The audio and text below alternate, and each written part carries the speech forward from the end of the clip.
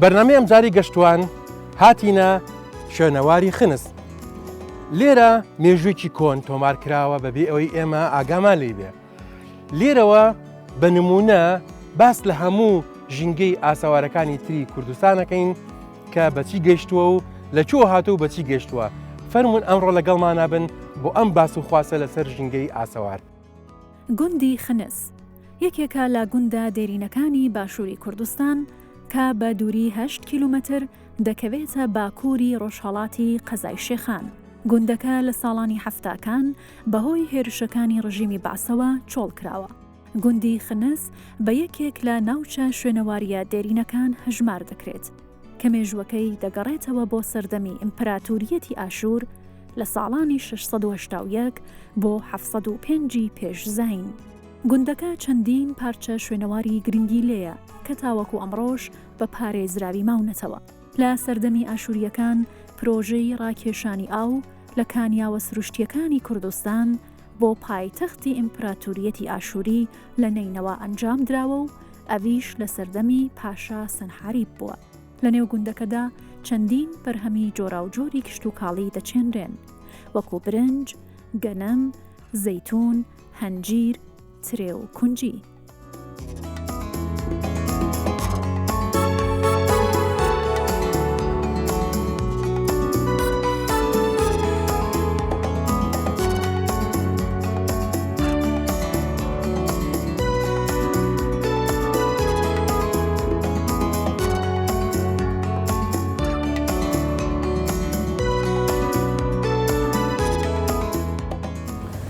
کاک محەممەدجان حەزم کرد باسێکی مێژووی ڕابردووی خنسکەین کەی دروست بوو چێ دروستی کرد ئێرە بۆ چی بەکار هاتووە. بەێ جهێ خەنسی شینەواری ئێکە ژ جێت هەرە گرنگ سەردەمێ ئەمبراتۆریەتە ئاشووری ئەف جهە هاتیە دروستکردن تایبەت لە سەردەمێ پاشایەوان سەنحاریب. ئەف جهە گرنگیەکە تایبەت هەبوو توی سەردەمیدا بووێ چەندێک و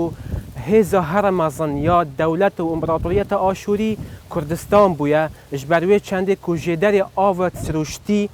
گەلەکانیت کوردستانی دەڤەرە بادینان تایبەت الڤیجهی بەرەف پایتەختی ئەمبراتۆریەتە نینەوە بریە ئەپڕێکا کەناڵێکی دروست کردە حتا گەهشتیە پایتەختی ئەتوی سەردەمیدا. هەمان دەمدا ئەف جهە دەبینین حتا ئەڤروکە گەلک پارچێت شینواری لێ ماینەوە وەکو گایەپەر بەلێ وەکو تابلویا سەنحاریب وەکو تکستا بزماری کو ئەف جهە سەرئاستی جیهانێژیت بەرنیاسن کو دیروکارێت زڕێتەوە بوو سەردەمێ ئەمبراتۆریەتە ئاشووری. ئەو ژورانە بۆچی بەکار هاتوون ئەو ژورانی کە چێ بەکاری هێناوە؟ بەێ وەکی ئەمت بینین ئەگەر ئەم سەحکەینە ئەوان دەرگەهێت کڤانی هاتنە نوکراندن الڤیجهی خەنسک و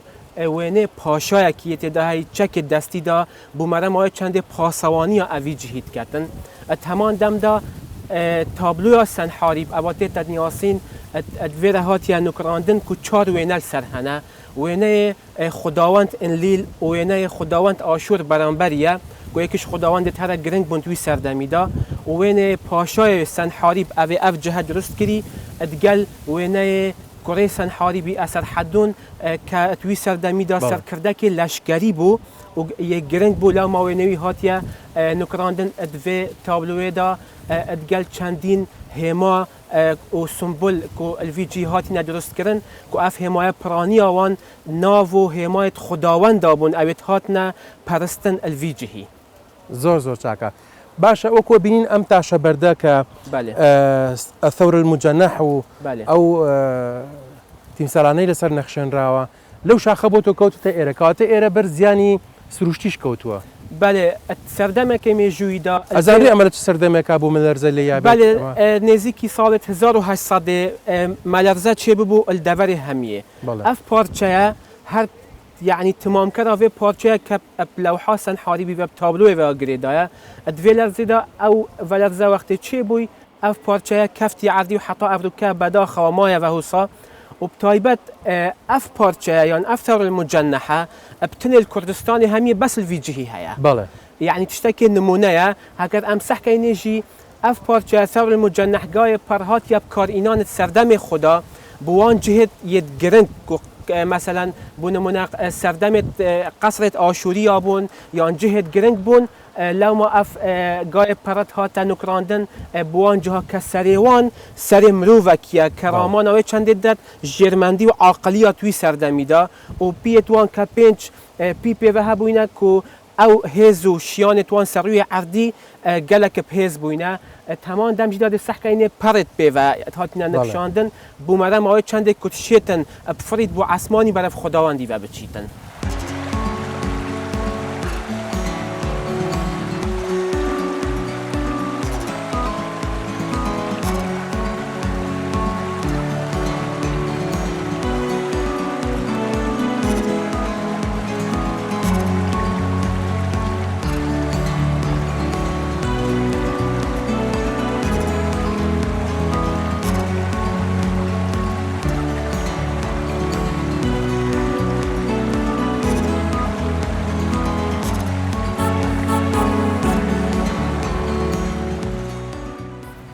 تو چه خورن آماده که مامسان که؟ والله شتێک هاو بەخیاڵما ئەمە شتێک نییە کە دروست کرا بێ لەو پێش ینی پێشتر هیچ ئەمە لەم خواردن نەکراوە خۆشم نەمکردووە اف خورنه بۆ دو یەکەم جار ئەوە بەخیاڵما هاتووە گەر ئەمانە وای دروستکەم بێکەوە شتێکی خۆش دەرەچێت ئێتر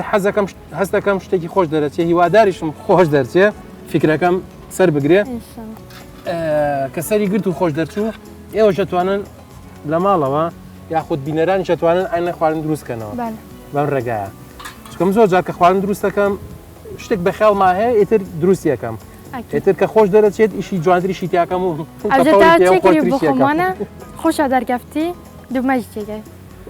بەڵێ حتمما ئێوەش دروستیکەنەوە لە ماڵەوە ئێستا من باینجانەکان پاشەکەم باوە بە ساغی سووریانەکەمەوە ئێوە لە منتیقەی خۆتان لە شێخان خواردنی چی دروست ئەەکەن عادەتەن چی زۆر خۆشە حەزی لەکەن بەداینی چی ئەخۆن یەت خۆماڵینە دڵمات خۆن دۆمە و تەرشکێ کوتلکە خۆت ئەزانی دروستت کردوون؟ ناسزانکە خواردن باسی دایکم گەلێکت خۆشن ئەو خۆشتێت ینی کاتە تو هەر دایکە خواردنەکە تۆی خۆی دەستی دایکش خۆش بێ چۆن مەحاولە نەکردووە فێر نەبیت؟ ئەس حەش خواردن چێگنی ناکەم بەس بخۆتن یعنی ئەگەس تۆ بەس حەز لە خواردنەکەی حەزە دروستکردنەکەی نابێت بەس بخۆم ترستە باشە ئەمڕۆ زانین بەشکم خۆیان کە ئەم خواردنەوە بەدۆ بێ ئێستا ئەچین سووریانەکەینەوە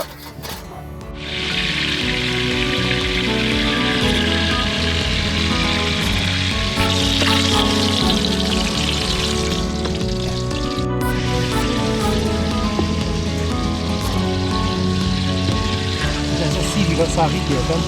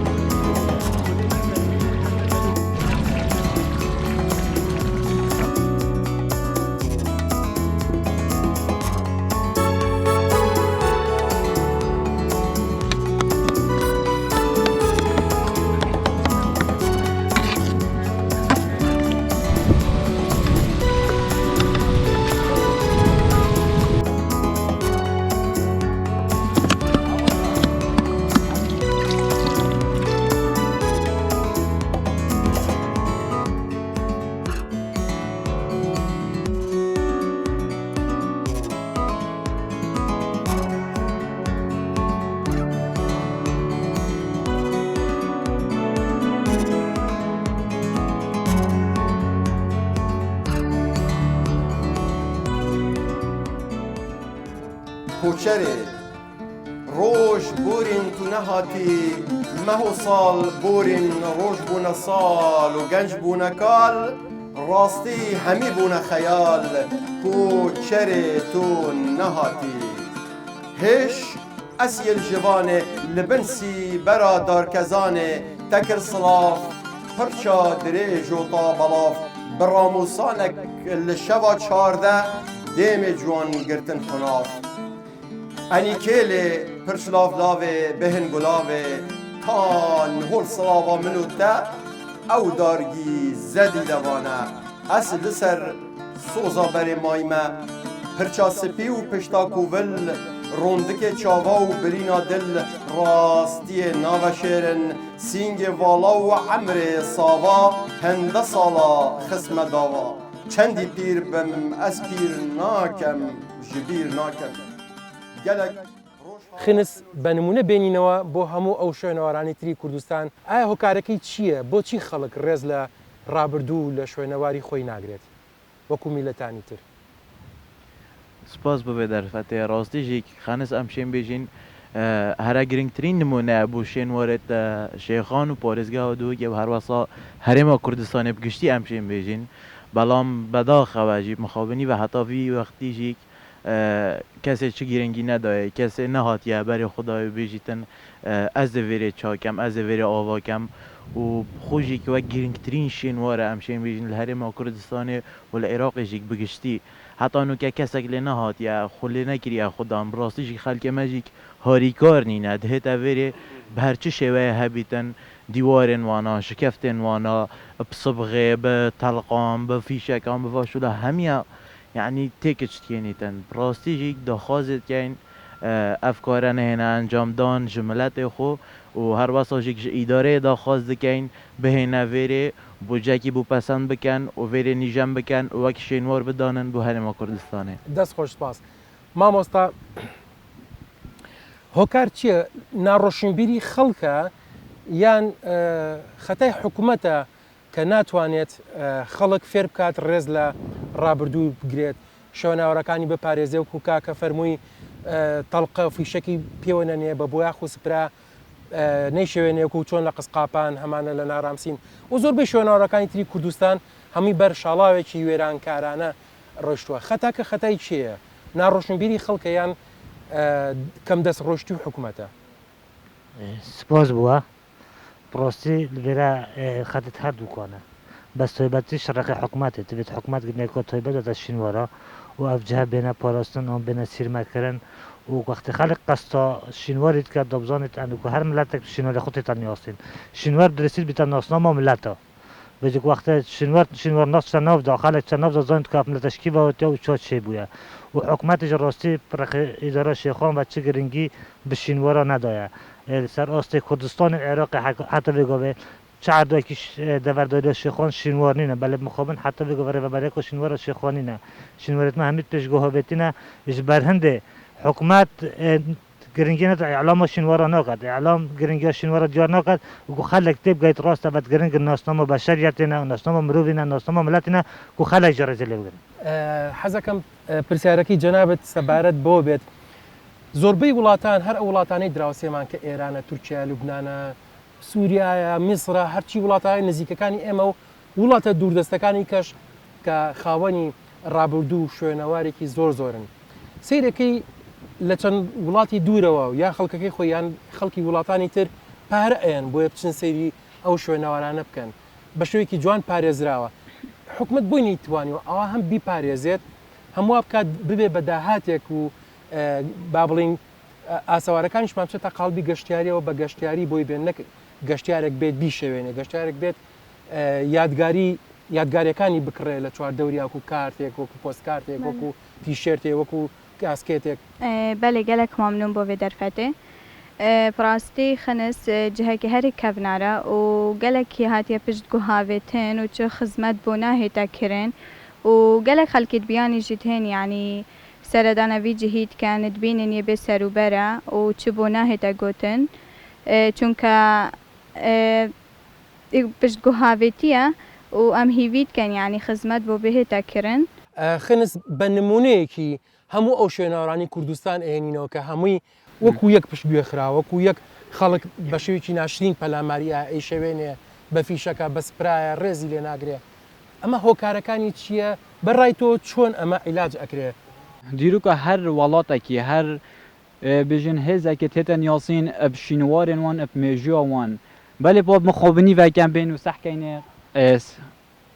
خەنس دەبینی و جیهێک لێنینە گشتیار لبرین تخاری یعنی جهه که وصاب و دابی نکریه براستی جه اول بیت اگر هنده که افشین وره جناف بچن هکو ام ببینین گای پر اکمین گای سر آست عراق دبینی که گای پر افریقات آوه دایه لو را چی گرینگی اب اوان جهان هاتی ندانان اف جهن حسا الهمی ولاتان تهنا ترخان کرن به هنده که گشتیار قصدا ویب کن و وجدی بیت اگر هندو کو گنج ما گنج دوره دلیفن کاری پتر پیدا ببن و گنج ما مفادار بیشه اوان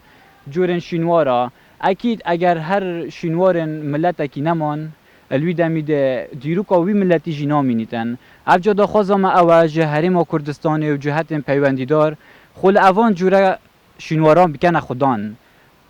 اگر نبنا خودان بیتن چند ماه که چند ساله که دینه اف شینوارش ده جناف چن دیروک یک جوره تیتا تومار کرن دیروک همین دمانی نه اگر اف رو که اف دیروک چو گله که زحمت جوره که دی اف دیروک ساخ بیته و لورا داخوازم او جهت پیوندی دار خمه که جو اوان شینوارا بخون نه بس خنس ام بحث کن بگشتی تایبتی جی چروانه مامستاین اودن ین آلمانی سردان اوان جهتات کن بله اگم صح که اینه دی بینن که پاسل جهه پازیه یعنی پاسل هاتیه چراندن شینوارن وان همی جناف چوینه گرینگی پینه هاتیه دان حتی که او برن بنویسینا بزماری هاتینه نقشاندن دی بینی که گلک مالان دستکاری تدا کریا و بخوب کار ایناینا وکو بو مالا که آوا کن یانجی هر جهته کی دیتر برن وان ویران کرینه پیام من اوه که همی کس تاریکار بن و پشتوان بن که اوه دیرو که جارک آدی ساخت کنه و زور سپاس دست خوش سپاس مامۆستا چۆن ئاستی ڕۆشنبیری میلەت بەرز بکەینەوە هوشیاریان بکەینەوە کە فێریان بکەین ئەم ڕابردووە ئێمە لەو ڕابردووە دروست بووین ئەگەر خەڵکانێک لە دەرەوە باسمان کاتەوە مێژومان بنووسێتەوە لەمەوە ئەنووسرێتەوە نەک لەمڕۆوە ئەمڕۆ حسابی بۆ ئەکرێ بەڵام زیاتر لەو ڕابردووە تۆ پێناسە ئەکرێت وەکو هەموو میلەتێکی تر ئەم میلەتە چۆن تێبگێنیت کە ئەم ڕابردووە نەیشەوێنە نەیشکێنێت چکە ئەمە وەکوە قبری باوبا پیرانت بشکێنیش کێلەکەی هەڵبیتەوە ئیسقانەکانی فڕێبیت ئەمە ڕێزگرتنە لە خۆت کە ڕێز لە مێژوود ئەگری چۆن خەڵک وشارکەینەوە لە چ ڕێگەیەکەوە خەڵک وشارکەینەوە بله براستی کێشە شینوارە کێشەکە geleka mezin Kurdistanê eb taybet dibînin ku astê ragihandinê yan dezgehê ragihandinê gelekit kêm terxemin vî warî da. Bu nimûne gelek cara ragihandin tê tekirin bû saxlemiyê, bû kiştûkaliyê, bû her tiştekî belam me kîş kanalê Kurdî Ewroka dîtiye reklamek kiriye ku şînwar bihîne parastin yan xelkek bête rewşenbîrkirin ser astê ragihandinê. Bu nimûne Wezareta Ewqafê etişêtin planekê bidanîtin rojê eynî ke mamostayet ayînî xelkekî haydar kin û bijnewana ku ev cihe yan ev dîroke yan ev şînware pêtiviye bihîne parastin û xelkek rewşenbîriyek bi çêbîtin ed vî babetî da. Ed heman demda di sekeyne şînwar Kurdistanê wekû rêveberiyeka giştî ye tinê evî kertîb rêve dibetin. Welatê cîhaniyê zalhês şînwar wekû wezaretin wekû dezgehê yê fermîne û giringin budceyê taybetê heyn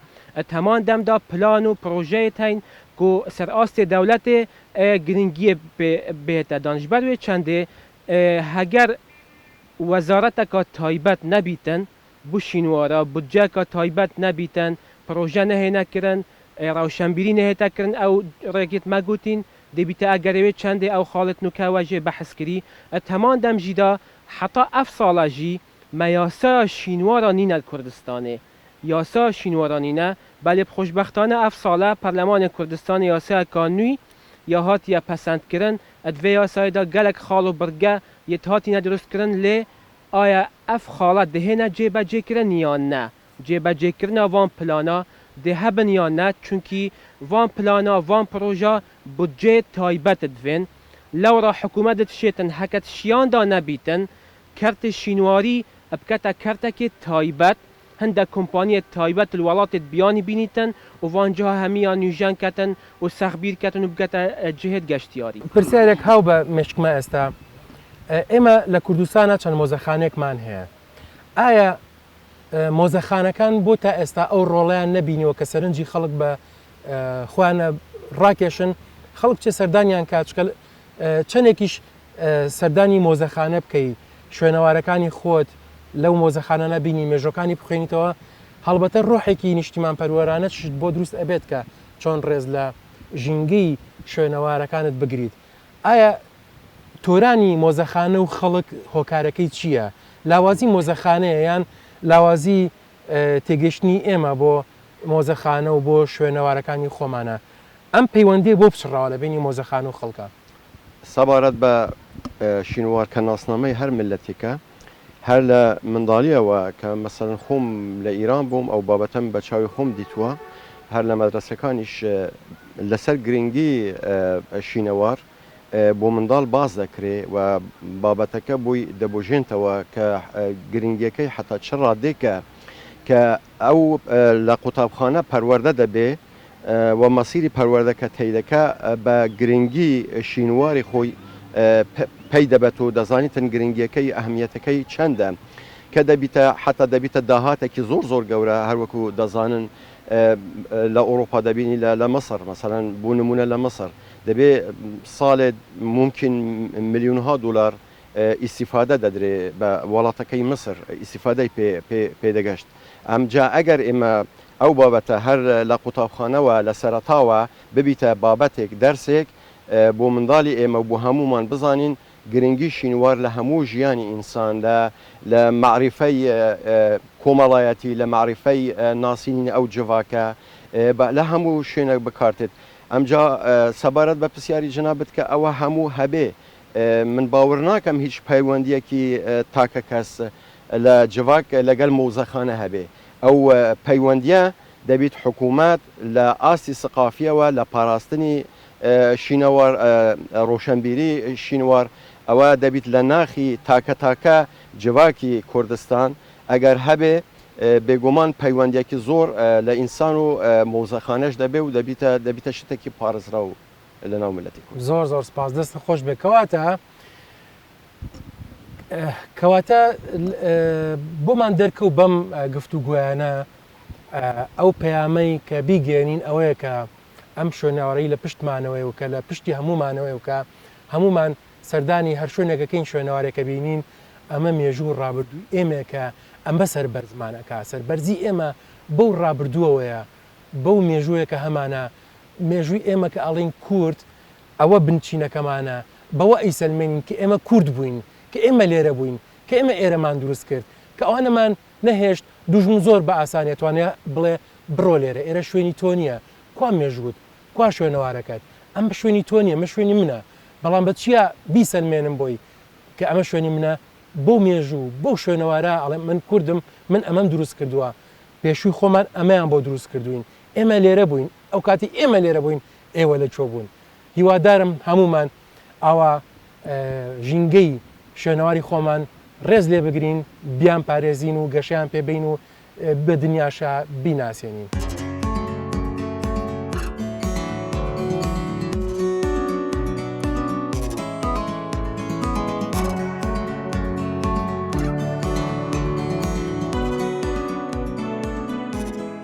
گەشتوان ئەمجارە لە خنس بوو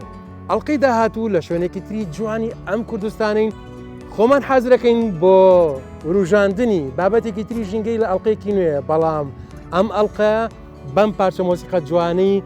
کاکە نەشئەتی ساز کۆتای پێدەنین کە لە شێخان